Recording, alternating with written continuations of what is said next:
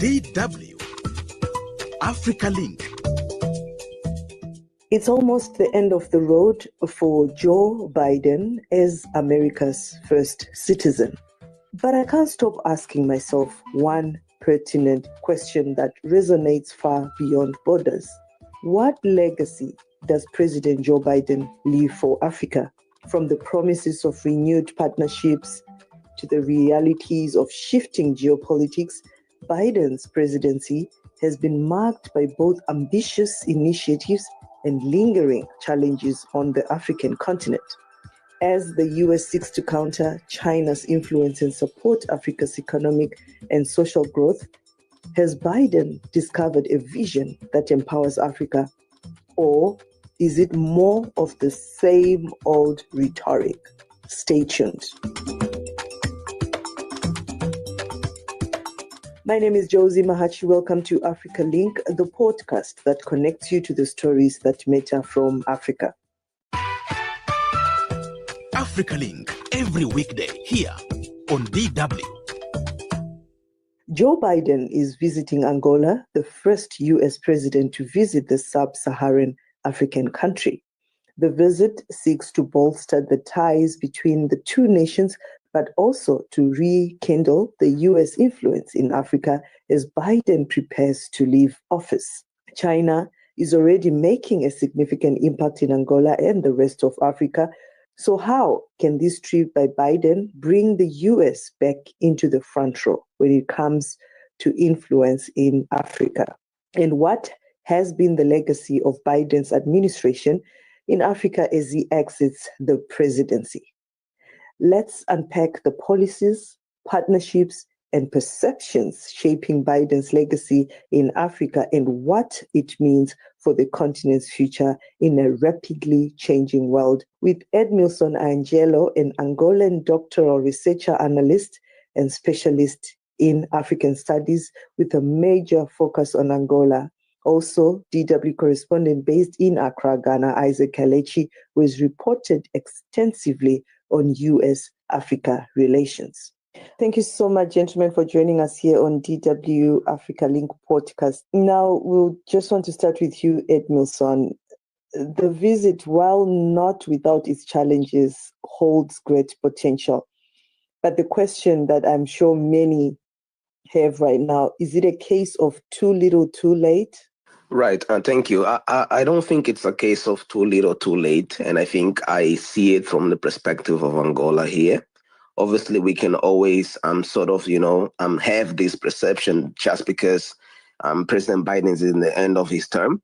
But from the perspective of Angola, it's not too little, too late, because it seems like this has been a strategy that has been implemented since 2017 when President Lorenzo came into power. And he did mention very clear that in terms of diplomacy, his vision is to move more towards the West and particularly the USA. So everything that we have been seeing internally in terms of Angola's move globally has been to try and get to the point where we are, whereby we see the president of the United States of America visiting Angola, which solidifies the effort that he has put towards trying to attract foreign investment coming from the West.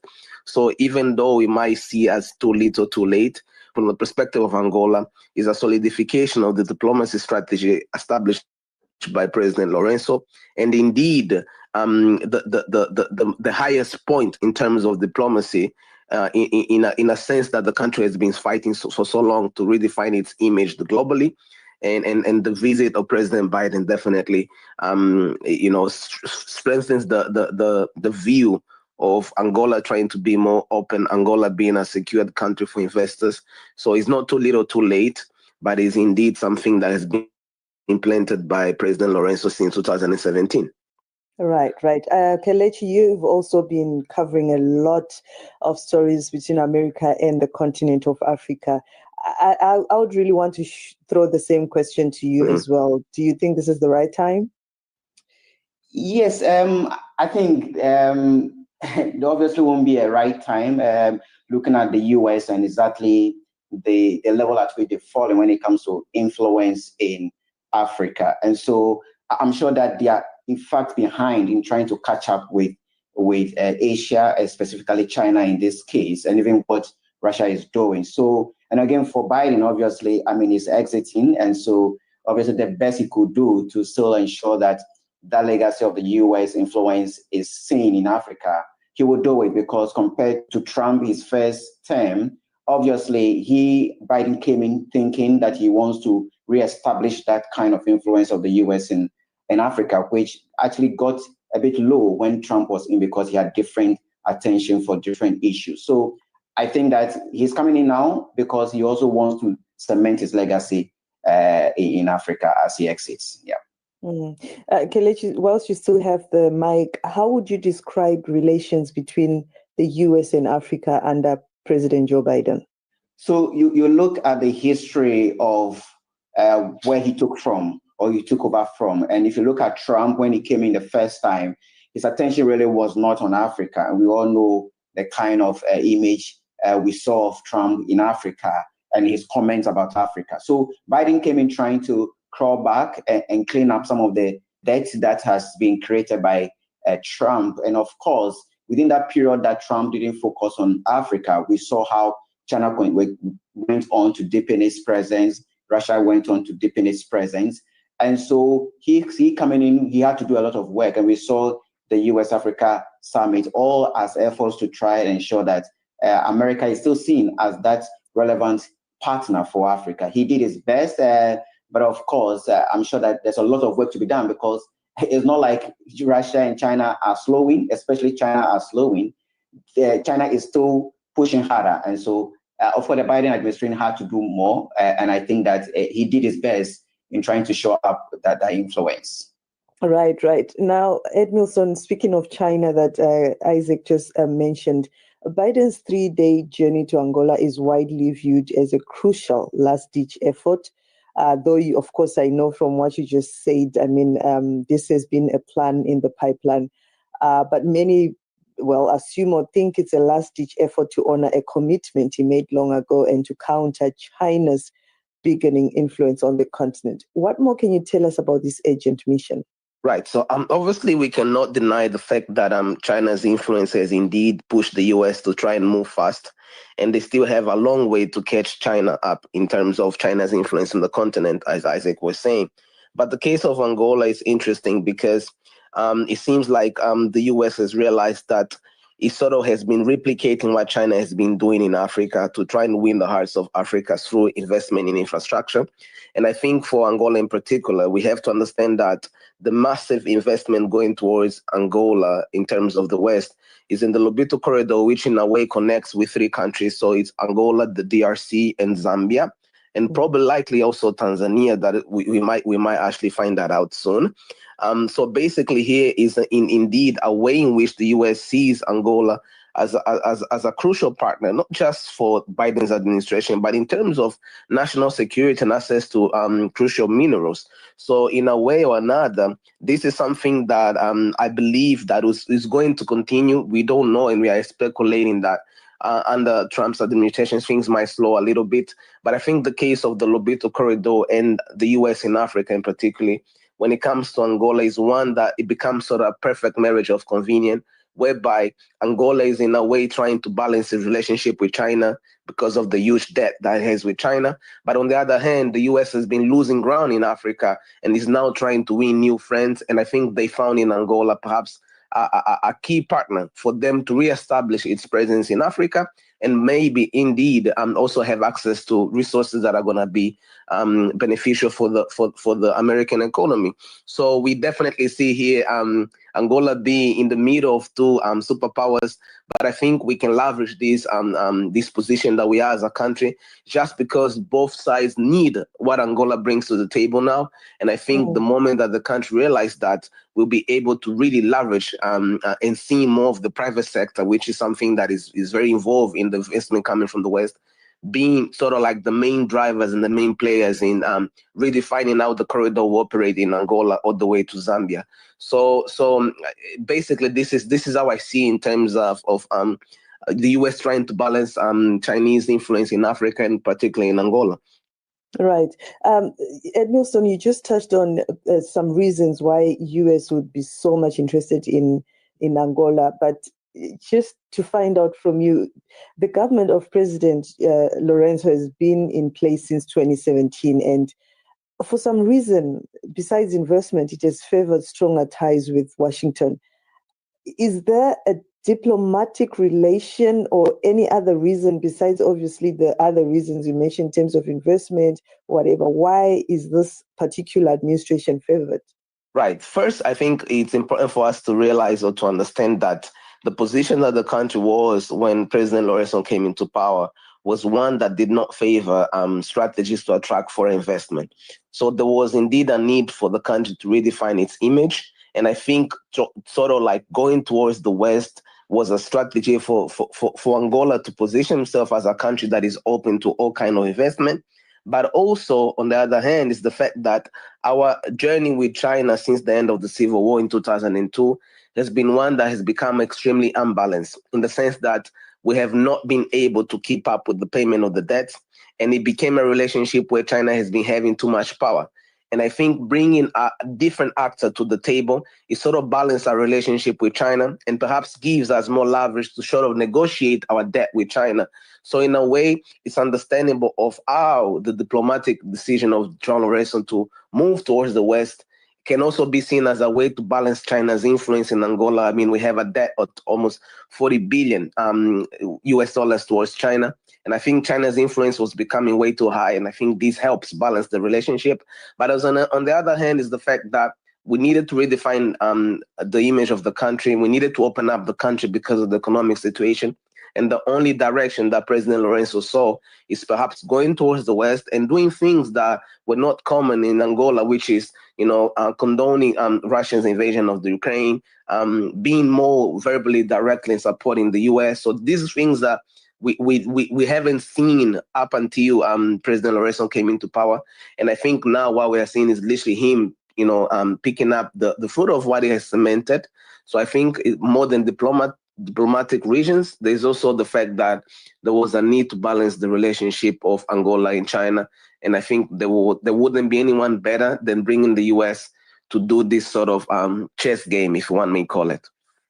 Interesting stuff when you're explaining everything that's happening in Angola since the new administration, since 2017, Edmilson. But the two countries have deepened trade relations. And by 2023, U.S.-Angola trade totaled approximately $1.77 billion US dollars, making Angola's U.S. fourth largest trade partner in sub-Saharan Africa. But we now want to talk about the citizens of the country. How much of these huge amounts of money trickle down to ordinary Angolans? So basically, in regards to trade investment between the US and Angola, obviously, these are numbers that are still extremely below compared to other countries like SA that has around 20 billion US dollars in terms of trade with the US. But I think when we look at what the US is trying to do in Angola and how much of that is trickling down to ordinary Angolans, first thing is that the fact that when we look at the US right now in Angola, the first thing that comes to mind is the Lobito corridor. And I think it's important for us to understand that the Lobito corridor is not just something that is going to be directed by foreign investment. There is a lot of involvement from private sectors in Angola, like Carrinho, who is going to be one of the places that President Biden will visit today, which is a food processing company. So these are local entrepreneurs that are trying to redefine food security in the country. And that in a way also sort of positions them in a much better position to get access to more visibility, access to more foreign funds, to be able to then scale up the process of food processing of the project in terms of food security for the country. Along the corridor, there's a lot of different activities that are going to take place, whether it's the informal activities. So there's a lot of things that are going to be moving around the corridor, which for me really makes me happy because it seems like African countries are beginning to speak the same language. When you see Zambia speaking of the corridor, it seems like it's theirs. When you see the DRC, it seems like it's theirs. So there'll be a benefit for all of these countries as long as they just understand that besides the investment, they have to do the part in order to ensure that this becomes something with huge impact locally.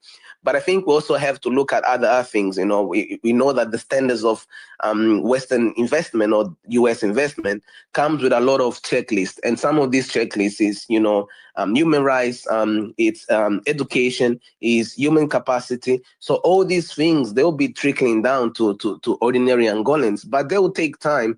And I think we're also going to come down to how we as Angolans, how the people leading the country are going to use this opportunity to maximize it to the best of their ability to be able to have a huge impact on people's life, because obviously the country is going through a deep situation economically. And the question for ordinary people are, how can Biden's visit, how can U.S.-Angola's relations or, proximity change our situation right now? And I think with time we'll be able to understand that. But as we speak, it's very difficult for us to pick one thing and say, okay, this is actually going down all the way to the value chain to be able to, feed more people, to be able to get more people access to education. So all those things are elements that are going to come with time. But I can see definitely that there's indeed room for a lot of benefit for ordinary Angolans.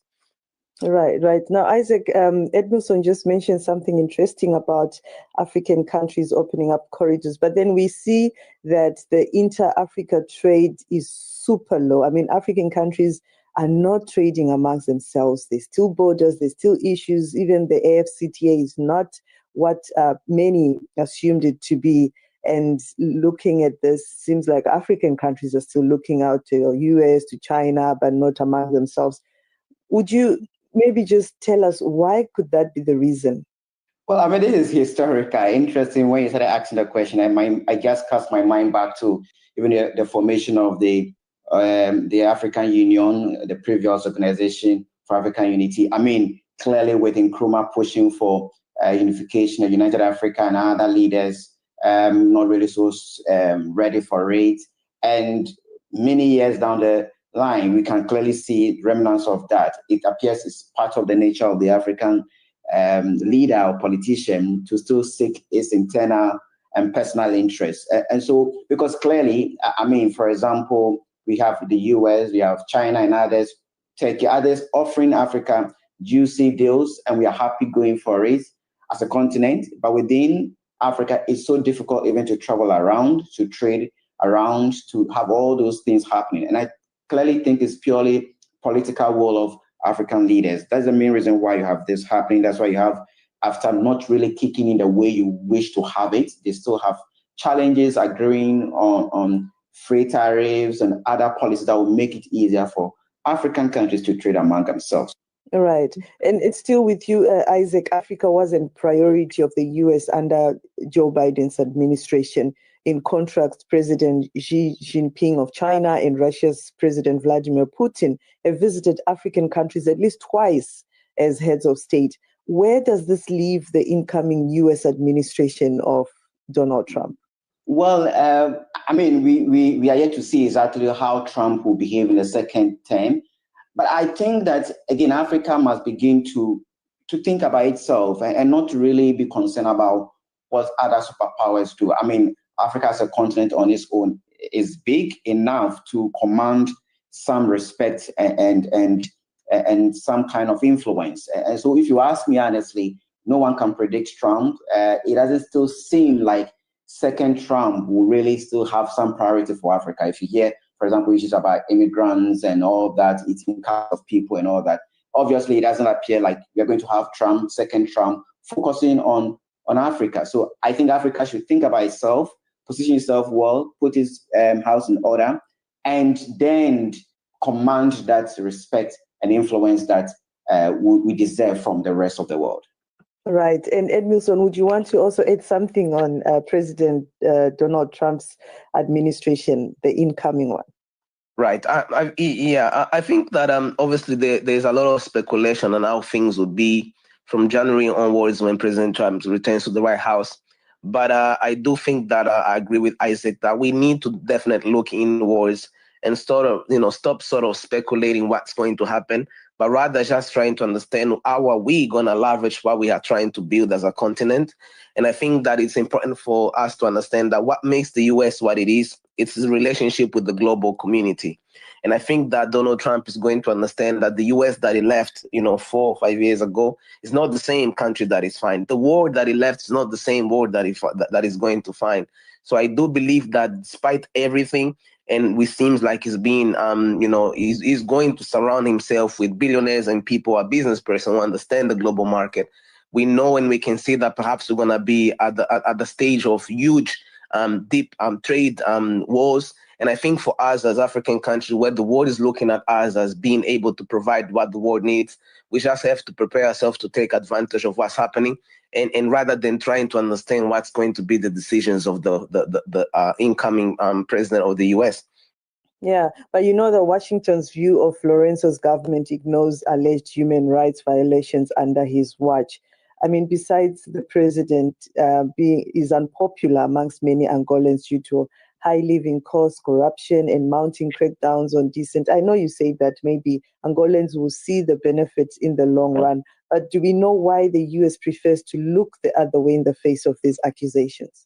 Right. I think what has been happening here, and I think the best way to answer is this way. I think when they sort of compare how Angola was previous to Lorenzo's becoming a president and how it is today, I think they sort of see that there's progress. I think this is the only way I can put it, in the sense that some of the agendas that Lorenzo has put forward, they married with what the US defends, especially the fight against corruption. So there's been a lot of efforts that have been moving towards trying to make things more transparent, things more clear. And obviously internally, as you said, a lot of things have become not in favor of the president just because of many problems that were made and the hope that people had of seeing him as somebody that was going to deliver after President Dos Santos. Obviously, much of that speculation, expectations did not materialize.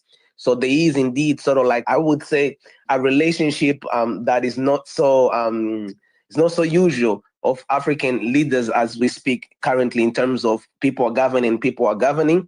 But I also have to mention that there's one element in particular that has really been shaping the way we see human rights, the way we see pressure towards governments in Angola, which is the digital space. And I think right now the most powerful weapon for us to really understand how things are becoming more transparent, how things are becoming more clear, how things are being pressured, is social media. So this is where youths and obviously majority of the population are finding ways to put pressure, and things are really moving. Obviously, there's a lot of NGOs that are putting pressure in cases that they have been obviously accusing the government of being behind it. But I think the US, and I think I have to refer to the last elections, whereby, for the very first time, the ruling party literally lost in main constituencies like the capital city, like Cabinda. So, and the US has been uploading this whole election. So I think for me, I understand how I see it, in the sense that the main pillars of governance in terms of Lorenzo's mandate has been a fight against corruption, has been putting people in jail that in old times no one would ever expect that to happen, but obviously not being consistent on those actions. But I think for the US is seeing perhaps his willingness to operate in a system that is extremely strict, under a ruling party that has a lot of power, but yet still sort of see a little bit of progress. This is the only explanation that I see it, in terms of not really closing the eye, but rather understanding that this is a process that is happening, and they have been directly involved in helping this process happen, whether through the repatriation of funds that were stolen from Angola to the US. Well, thank you so much, Edmilson Angelo, for joining us here on DW AfricaLink podcast, and also DW correspondent in Accra, Ghana, Isaac Kaledzi. Many thanks for joining us today. At AfricaLink, we always strive to provide a comprehensive view of the continent's stories and issues.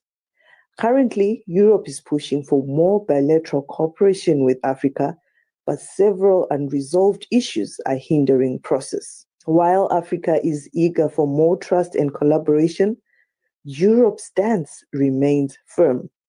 The need to reset this relationship is paramount. Join us as we explore this crucial issue. The relationship between Africa and Europe is at a crossroads. Africa is struggling. The continent's problems are mounting. The continent deals mainly with employment crisis. Hunger and poverty is on the rise. We have more desertification. We have much higher temperatures on the continent. We have also flooding, but somehow European countries are reluctant to tackle these problems. The COVID-19 pandemic and the effects of the war in Ukraine have taken their toll on Africa. But the continent is tired of aid money. What Africans really want is for Europe to invest. We're thinking of manufacturing our vaccine. We wanted to come on board. We have automobile policy. We have Nissan and other people coming on board. We want their presence on the continent of Africa in terms of tangible investment, where jobs will be created for the citizens, where profit that will be made, the government will have its share in the form of taxation and other social responsibility activity that ought to be done to be able to support the continent. That's it for this edition of AfricaLink. Remember, you are not just a listener, but a part of our community, and your engagement can shape the direction of our discussions. We value your insights and encourage you to share your thoughts with us. Remember to click follow so you can catch all of the AfricaLink podcast episodes. This podcast was co-produced and edited by Isaac Mugabi. My name is Josey Mahachi. Thanks for listening. Until next time, it's bye for now.